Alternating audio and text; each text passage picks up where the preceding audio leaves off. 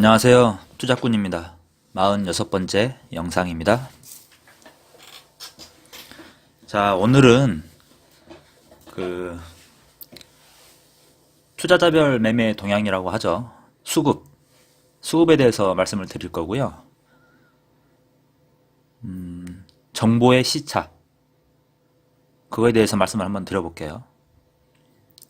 일단 저는 수급이나 뉴스 이런 거를 둘 다 무시하려고 노력하는 편입니다. 물론 100% 무시할 수는 없겠죠. 이 이야기를 드리려는 이유는 이 목요일 날 북미 정상회담이 결렬되면서 코스피랑 코스닥이 폭락을 했어요. 그걸 보고 제가 제 블로그에 소설을 하나 써놨거든요. 물론 그 하고 싶은 이야기는 숨어 있습니다. 그 소설이 주요 내용이 아닙니다. 끝까지 들으시기를 바라고 일단 구독을 한 번씩 눌러주세요. 일단 이야기를 시작하기 전에 일단 선물 옵션에 대해서 설명을 한번 드릴게요. 이거를 이해를 하셔야 이 소설을 이해하실 수 있습니다.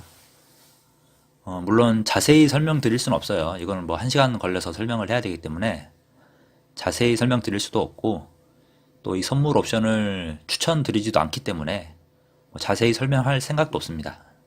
다만 아주 쉽게 핵심만 설명드릴게요.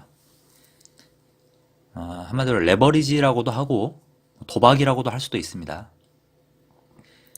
주식은 한 배, 이게 블로그에 써놓은 글인데 가치를 갖는다기보다는 그냥 수익을 얻을 수 있다, 이 정도로 이해를 하세요. 네. 이게 주식은 5% 올랐을 때 한 배의 가치를 가진다. 그러니까 한 배의 수익을 얻을 수 있다. 5%의 수익을 얻을 수 있다. 이렇게 생각을 하시죠. 그리고 선물은 같은 상황에서 10배의 수익을 얻을 수 있다. 50배의 수익을 얻을 수 있다. 그리고 옵션은 같은 상황에서 500배의 수익을 얻을 수 있다. 이렇게 이해를 하시면 될 것 같아요. 네. 그러니까 예를 들어 1억을 투자하신다. 1억을 투자하셔서 5%가 올랐다. 그러면 주식으로는 500을 벌 수 있고 선물로는 5천을 벌 수 있고 옵션으로는 5억을 벌 수 있다. 뭐 이런 식으로 이해를 하시면 될 것 같아요. 네. 이런 이제 레버리지 효과를 볼 수 있는 거죠. 그만큼 위험하다는 뜻입니다. 주식, 선물, 옵션으로 갈수록. 그러면 이런 옵션이란 거는 도대체 누가 할까요? 누가? 이 옵션이란 거는 아주 위험한 투자입니다. 예. 한 방에 바로 그냥 한강으로 가야 될 수도 있는 그런 투자예요. 하지만 수익도 그만큼 큰 거죠. 양날의 검이라고 할 수 있는데 이런 투자를 하는 사람은 물론 인생 막장으로 그냥 하는 사람이 있겠죠. 아주 소액으로. 저도 이걸 하긴 합니다. 제 포트폴리오의 아주 일부분을 해요. 아주 일부분을 하는데 확실한 정보가 있을 때만 들어가는 편이고요. 네. 일단 이런 투자를 주로 하는 사람은, 이 시장을 계속 유지시켜주는 사람은 확실한 정보를 매우 일찍 얻은 사람입니다. 그러니까 원인과 결과를 아는 사람. 그러니까 개미들처럼 시장에 그냥 대응하고 끌려가는 사람이 아니라 시장을 끌고 가는 사람. 내가 이 시장을 올릴 수 있다. 아니면 내일 확실하게 시장이 오를 수밖에 없다. 이런 아주 당연하다. 이 정도의 확신을 가진 사람만 옵션을 할 수 있는 겁니다. 그런 사람이 누굴까요? 개미는 아닐 겁니다. 그럼 이 금요일 날 이 옵션의 수급입니다. 이게 풋 옵션의 수급이고요. 옵션은 정말 확실한 투자라고 했죠. 12시 점심시간에 풋 옵션을 샀습니다. 이 얘기는 코스피가 떨어질 거라는 거를 100% 확신하고 있었다 라는 겁니다. 그럼 이 A라는 사람은 누굴까요? 누구길래 점심때 코스피가 떨어질 거라고 확신했을까요? 이거는 트럼프와 김정은입니다. 당사자예요. 미중 무역협상 회담장에 들어간 사람입니다. 이 사람들은 확신하는 거죠. 회담은 결렬될 거고 코스피 코스닥은 폭락하겠구나. 그러면 그 뒤에 B라고 써진 부분 3시쯤 다시 풋옵션을 크게 매집한 사람은 누굴까요? 그거는 이제 권력자들입니다. 이 현지의 기자들이 눈치를 챘겠죠? 왜 기자들이 서로서로 회담장으로 달려갈까요? 하노이까지. 정보를 빨리 얻으려고 그런 거고요. 그 정보를 여러분에게 알려드리려고 뉴스 쓰려고 빨리 가는 게 아닙니다. 전화를 아는 회장님, 뭐 정치계의 거물 이런 사람들한테 다 돌립니다. 전화를 미리 뉴스를 쓰기 전에. 그 사람들도 뉴스가 터지면 코스피가 떨어지겠구나라고 하고 해서 풋옵션을 산 겁니다. 그 다음은 선물을 볼까요? 선물도 레버리지를 사용하죠. 옵션만큼은 아니지만 99% 정도의 확신이 있을 때는 선물을 하죠. 3시를 기점으로 뉴스가 공개가 됐습니다.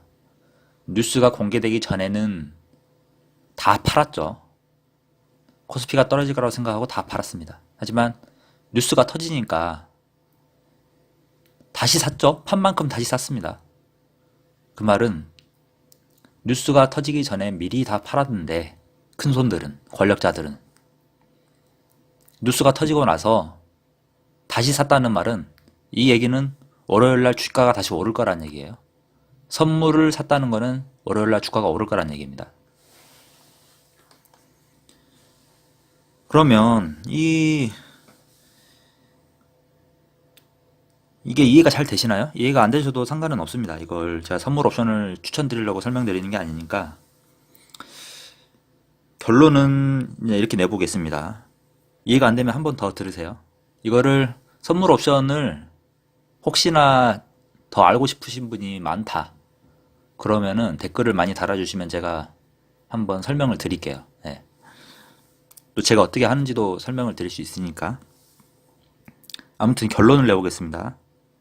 결론 첫 번째입니다. 뉴스를 보고 투자를 하면 안 된다. 이 정보에 물론 요즘 인터넷 시대라서 정보가 다 공개돼 있다 이러지만 시차라는 게 있어요. 시차.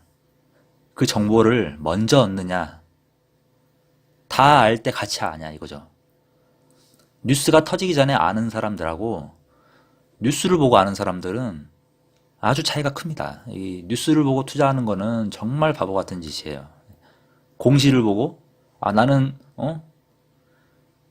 그냥 나는 뉴스가 아니라 공시를 본다고 나는 뭐 이런 공시는 뉴스랑 뭐 다릅니까? 똑같습니다. 그런 걸 보고 투자하는 거는 바보 같은 짓이다. 예. 기업의 본질, 비즈니스 모델 이런 걸 봐야지 뉴스를 보고 투자하시면 안 됩니다. 두 번째 결론은 뭐냐? 이 투자자별 매매 동향, 이 수급이라고 하죠. 이 수급을 볼 때 이 주식보다 더 확실한 움직임을, 확실한 정보를 가진 큰손들이 움직이는 이런 선물이나 옵션의 수급을 봐야 되는데 이 주식의 수급을 보면서 뭐 이러쿵 저러쿵 하는 거는 개미들의 수급만 보는 거예요. 한마디로. 이 수급을 보려면은 주식만 보지 말고 선물 옵션까지 다 이해를 해야 된다. 이걸 말씀을 드리는 거고요. 근데 가장 중요한 결론은 마지막입니다. 예, 마지막에. 지금까지 제가 드린 말씀, 9분간 말을 했는데, 제가 지금까지 드린 말씀이 과연 진실일까요? 이게 사실을 제가 말씀드리는 겁니까? 그냥 추측이죠. 차트에 있는 걸 보면, 차트 분석하는 사람들을 보면 참 개소리를 합니다. 그건 이미 그냥 지나간 일인데 지나간 일에 대고 설명을 하면 무조건 맞겠죠. 왜냐? 결과를 다 아니까. 그걸 미래를 맞춰야지 지나간 일을 가지고 설명하는 게 무슨 의미가 있습니까? 차트를 보고 설명을 하면은 예를 들어 올라갈 이유가 10가지가 있고 내려갈 이유가 10가지가 있다.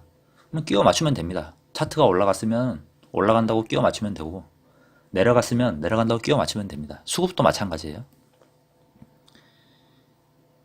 한마디로 제가 지금까지 드린 말씀은 개소리다. 예. 말이 안 되는 거다. 이 수급을 보고 투자하는 거는 아까 말씀드린 것처럼 뉴스를 보고 투자하는 것도 바보고 차트를 보고 투자하는 것도 바보고 수급을 보고 투자하는 것도 바보다. 결국엔 다 바보다. 기업을 보고 비즈니스 모델을 보고 그 기업이 수익을 내는지를 봐야지 이런 걸 보시고 투자하시면 안 됩니다. 그러면 이제 저는 업종 투자를 한다고 항상 말씀을 드리죠. 뭐 업종을 하나씩 분석하고 거기서 이제 제가 생각하는 대장주가 뭔지를 설명을 드리는데 일단은 업종 자체가 잘 나가면 좋겠죠. 일단은 제가 어떻게 투자하는지를 다음 시간에 한번 설명을 드리겠습니다. 뭐 다음 시간에 설명드리겠다고 한 게 너무 많아서 지금 뭐 먼저 해야 될지 모르겠지만 오늘은 여기까지 하고요. 예. 뉴스, 수급, 차트 이런 거에 휘둘리지 말고 예, 좋은 기업을 분석해서 투자를 하시길 바랍니다. 예. 감사합니다.